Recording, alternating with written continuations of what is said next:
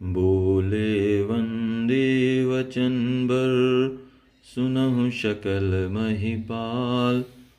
पन विदेह कर करहि हम, भुजा उठाए विशाल।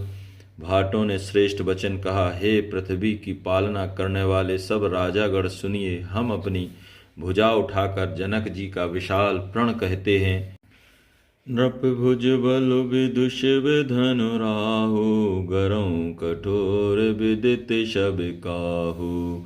रावनु बानु महाभट भारे, देखि सरासन गवहि सिधारे।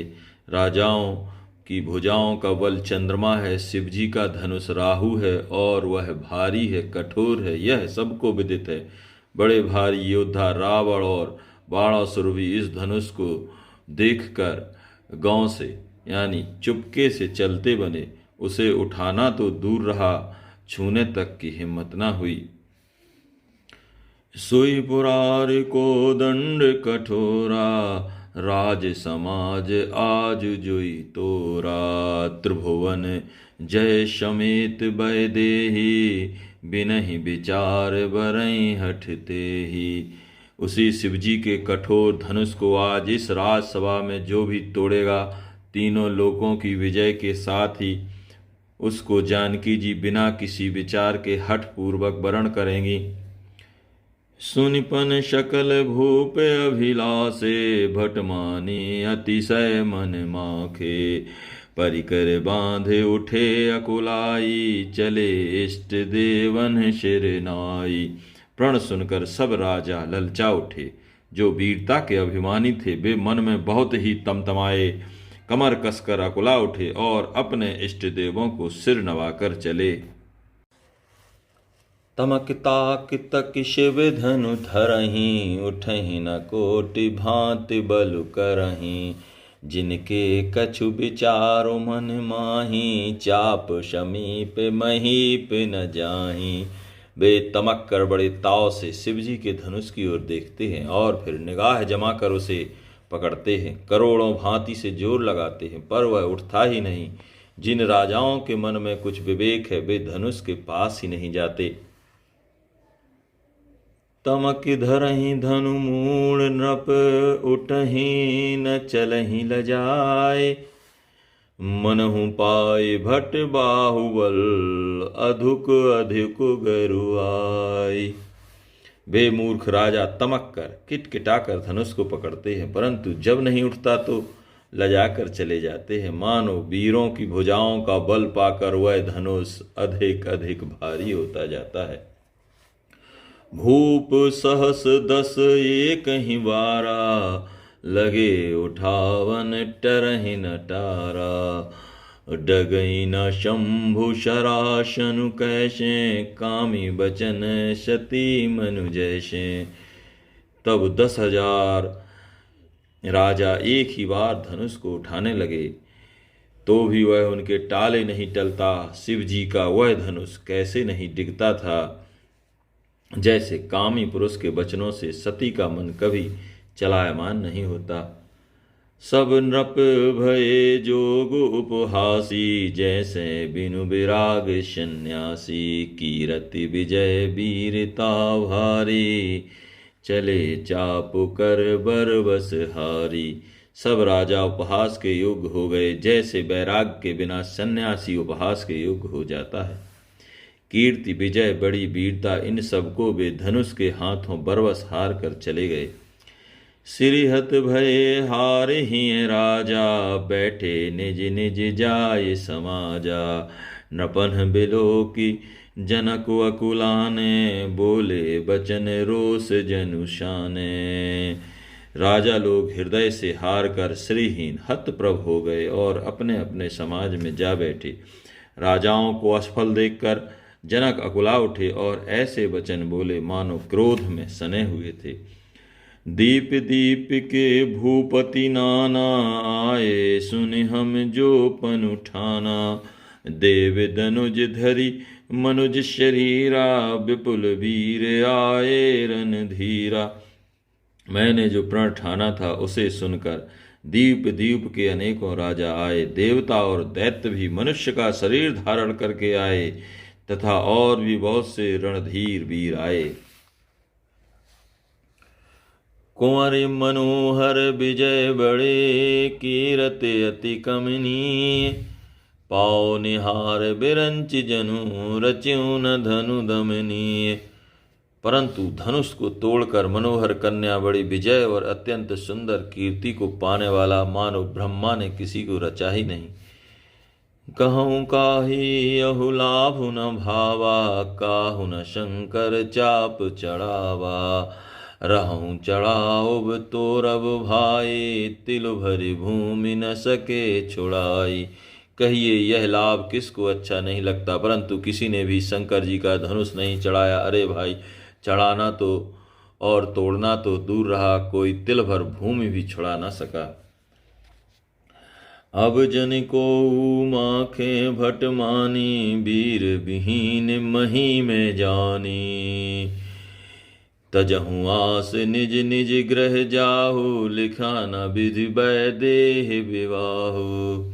अब कोई वीरता का अभिमान नाराज ना हो, मैंने जान लिया पृथ्वी वीरों से खाली हो गई है। अब आशा छोड़कर अपने अपने घर जाओ, ब्रह्मा ने सीता का विवाह लिखा ही नहीं। सुकृत जाए जो पनु पर हरऊं, कुंवरी कुंवारी रहूं का करहूं। जो जन तेहु बिनु भट भुवि भाई, तो पनु करे हो तहु न हसाई। यदि प्रण छोड़ता हूँ तो पुण्य जाता है, इसलिए क्या करूं, कन्या कुंवारी ही रहे। यदि मैं जानता कि पृथ्वी वीरों से शून्य है तो प्रण करके उपहास का पात्र न बनता। जनक बचन सुनि सब नर नारी, देख जान कहीं भय दुखारी। माखे लखन कुटिल भई भौहें, रदपट भर कत नयन रिशोहें। जनक के वचन सुनकर सभी स्त्री पुरुष जानकी जी की ओर देखकर दुखी हुए, परंतु लक्ष्मण जी तमतमा उठे। उनकी भौहें टेढ़ी हो गईं, होंठ फड़कने लगे और नेत्र क्रोध से लाल हो गए। कह न सकत रघुवीर डर, लगे बचन जनुबान। नाई राम पद कमल सिरु, बोले गिरा प्रमाण। श्री रघुवीर जी के डर से कुछ कह तो सकते नहीं, पर जनक के वचन उन्हें बाण से लगे। जब ना रह सके तब श्री रामचंद्र जी के चरण कमलों में सिर नवाकर भी यथार्थ वचन बोले। रघुवंश महु जह को होई, तेहि समाज अस कहीं न कोई। कहे जनक जस अनुचित वाणी, विद्यामान रघुकुल मन जानी। रघुवंशियों में कोई भी जहाँ होता है, उस समाज में ऐसे वचन कोई नहीं कहता जैसे अनुचित वचन रघुकुल शिरोमणि श्री राम जी को उपस्थित जानते हुए भी जनक जी ने कहे हैं। सुनहु भानुकुल पंकज भानु, कहूँ स्वभाव न कछु अभिमानु। जो तुम्हारे अनुशासन पावों, कंदुक यो ब्रह्मांड उठावो। हे सूर्यकुल रूपी कमल के सूर्य, सुनिए, मैं स्वभाव से ही कहता हूँ, कुछ अभिमान करके नहीं। यदि आपकी आज्ञा पाऊँ तो मैं ब्रह्मांड को गेंद की तरह उठा लूँ। कांचे घट जिमि डारों फोरी, सकहूँ मेरो मूलक जिमि तोरी। तव प्रताप महिमा भगवाना, को बापुरो पिनाक पुराना। और उसे कच्चे घड़े की तरह फोड़ डालूं। मैं सुमेरी पर्वत को मूली की तरह तोड़ सकता हूँ। हे भगवान, आपके प्रताप की महिमा से यह बेचारा पुराना धनुष कौन चीज है। नाथ जाने यस आयस हो, कौतुक करों बिलोकें सोऊं। कमल नाल जिमि चाप चढ़ावों, जो जन सत प्रमाण ले धावों। ऐसा कहकर हे नाथ, आज्ञा हो तो मैं कुछ खेल करूं। उसे भी देखिए, धनुष को कमल की डंडी की तरह चढ़ाकर उसे 100 योजन तक दौड़ा लिए चला जाऊं। तोरों छत्रक दंड जिमी, तौ प्रताप बलनाथ।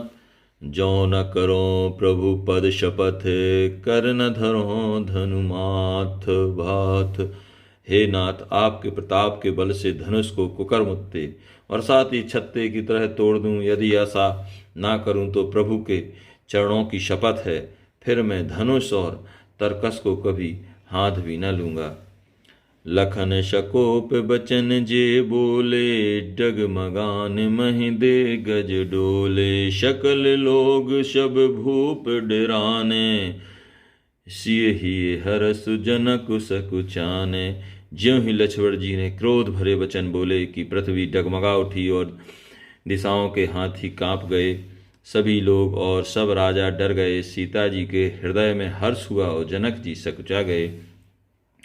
गुरु रघुपति सब मुनि मन माही, मुदित भये पुनि पुनि पुल काहीं। सैनहि रघुपति लखुन निवारे, प्रेम समेत निकट बैठारे। गुरु विश्वामित्र जी, श्री रघुनाथ जी और सब मुनि मन में प्रसन्न हुए, बार बार पुलकित होने लगे। श्री रामचंद्र जी ने सारे से लक्ष्मण जी को मना किया और प्रेम सहित अपने पास बैठा लिया। विश्वामित्र समय शुभ जानी, बोले अति स्नेह मह बानी। उठहु राम भंजहु भव चापा, मेटहु तात जनक परितापा। विश्वामित्र जी शुभ समय जानकर अत्यंत प्रेम भरी वाणी बोले, हे राम उठो, शिव जी का धनुष तोड़ो और हे तात जनक का संताप मिटाओ।